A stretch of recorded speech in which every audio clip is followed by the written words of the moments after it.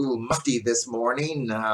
It's one of those cold, not so nice mornings here in Australia, but elsewhere in the world is turning summer, I think. Mm. Obamagate, Trump on the rampage this week, accusing former President Barack Obama of having a hand in the Russia investigation and undermining Trump as president. Now, this follows the leak of a conversation where Obama called Trump's COVID response a chaotic disaster. But the main thing for Trump seems to be distract, distract, distract. Ed, what's going on? Well, if Obama wasn't born in the United States, he certainly wasn't born in the Ukraine, as this conspiracy suggests. Uh, this is a diversion from the facts. And Obama could have said this out loud, that he hasn't handled it well. He hasn't handled much of anything well. And create a new diversion. That's what it's really all about. This diversion doesn't have any legs, though. This is also on the heels of Michael Flynn. Late last week, the Justice Department under William Barr decided to drop the charges against Flynn, despite the fact that in 2017 he had already pled guilty. What's happening? Well, what's happening is the judge is not accepting this. She's backing up and saying, wait a minute. You can't pervert the course of justice this way. You have to have more than some suspicious notions that this wasn't done properly. After all, the course of justice had been run. He was ready for sentencing. And so when the judge bucks up, the Department of Justice can't stand in the way. Senior Democrats, Obama, and various other outlets, however, have said that Barr and Trump are trampling on the rule of law. Now, there's concerns this could get worse. There's some suggestion the Justice Department is poised to drop indictments right before the November election, meaning they could be looking to disrupt the final days of campaigning in a similar way to how we saw Hillary Clinton's campaign disrupted by accusations of impropriety that eventually came to nothing. Now, the Justice Department seems to be well and truly the tool of Trump's re-election campaign. I would call it actually kind of sickening. Any thoughts? Well, you gave them all my thoughts. It is very sickening, and I'm sorry about it. I don't know what we can do at this juncture. I think this is going to be one of those deals where you have to be aware that it's coming and do everything you can to deflect it. And the Supreme Court debate over Trump's financial records is looking to have a mixed result that could delay any real outcome in the case.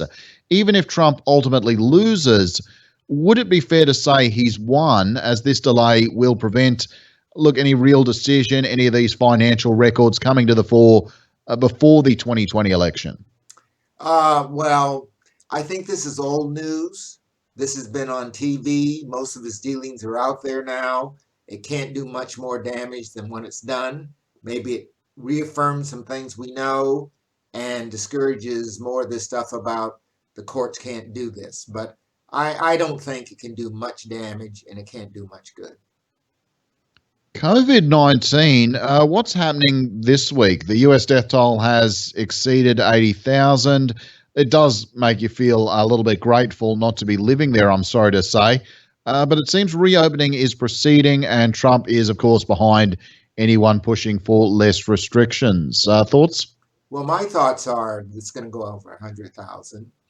And the United States is going to try to manage this like other countries are, including our own, by picking out the hot spots and concentrating on those and let the economy rip, unfortunately. More people are going to die. Again, in the Supreme Court, Republicans are in court to tear down the Affordable Care Act in its entirety.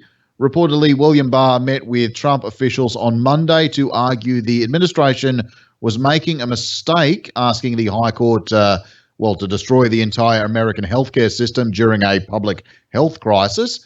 But Trump has said what we want to do is terminate and give great healthcare, and we'll have great healthcare, although no indications as to how.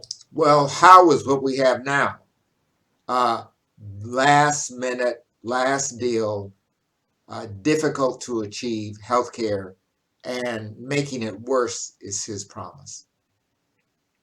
Just makes me wonder coming into 2020 again what there is to crow about. We've lost the gains on the economy. This was one of his key promises. I mean, he's trying to follow through on election promise, such as it were to tear down Obamacare, give us something better. But again, we're looking at a very empty basket. We certainly are. And the more empty it gets, the more scandals will come out, more people will be released from jail, more issues about who should be in prison and who shouldn't be, more investigations. We might move from the Ukraine to southern France. We don't know. But there'll certainly be more diversions rather than more truth. The United States and China, I think we might have to unpack this in a longer podcast special or something at some point. But fair to say the COVID crisis hasn't helped relations. And look, here's a little bit of a quick quote from President Trump coming to us from the BBC. We've ever had. This is worse than Pearl Harbor. This is worse than the World Trade Center. There's never been an attack like this. And it should have never happened. Could have been stopped at the source. Could have been stopped in China.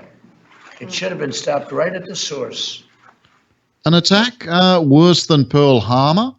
Chinese scholar Shi Yinhong has gone as far to say last week in the South China Morning Post that the US and China are actually in the era of a new Cold War. Any thoughts, Ed? This Cold War isn't cold yet. It's warm because both countries need one another, but it could become far, far worse.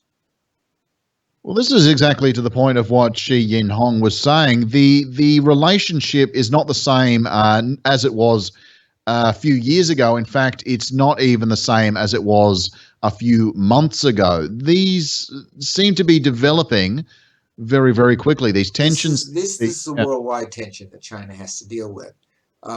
They're considered the culprits for this, of destroying the world's economies.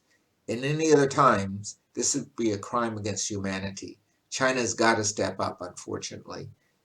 Sounds like I'm on Trump's side on this, but I'm certainly on the side of having them become accountable. I think it's one where it's very tricky to take sides. I don't think there's a good guy. No good side and no good guide.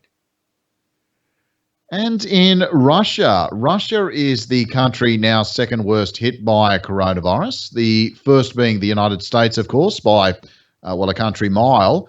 They saw a huge one-day rise with 11,000 new cases this week.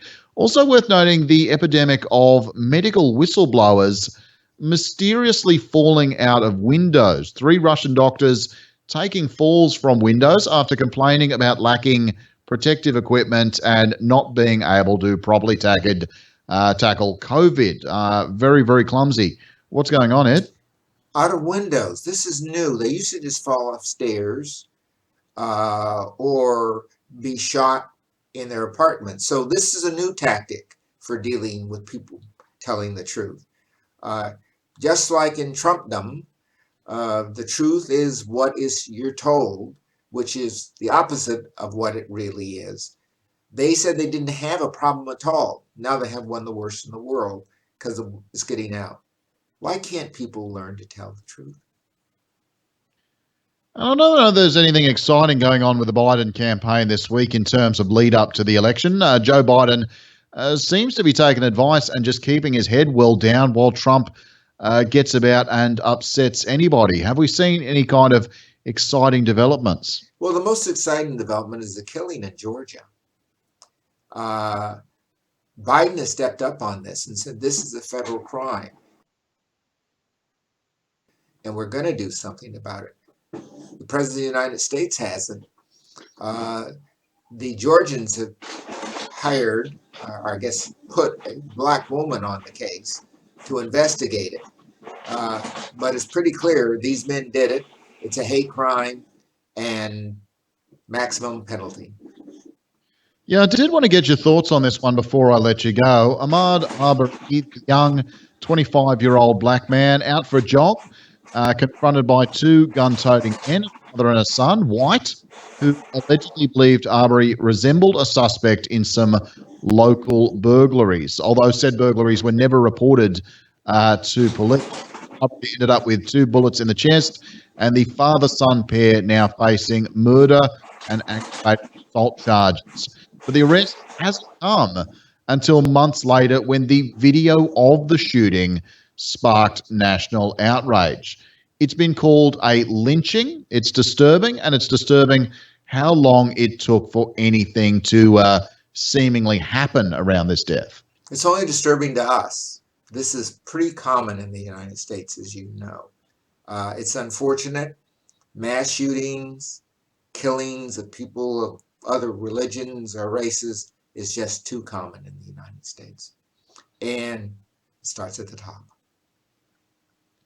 Well, Ed, mate, pleasure as always. We will catch you again next week. Thank you, sir. Let's hope we have some good news. Take care. I'll just stop the recording there, mate. Thanks very much. Thank you.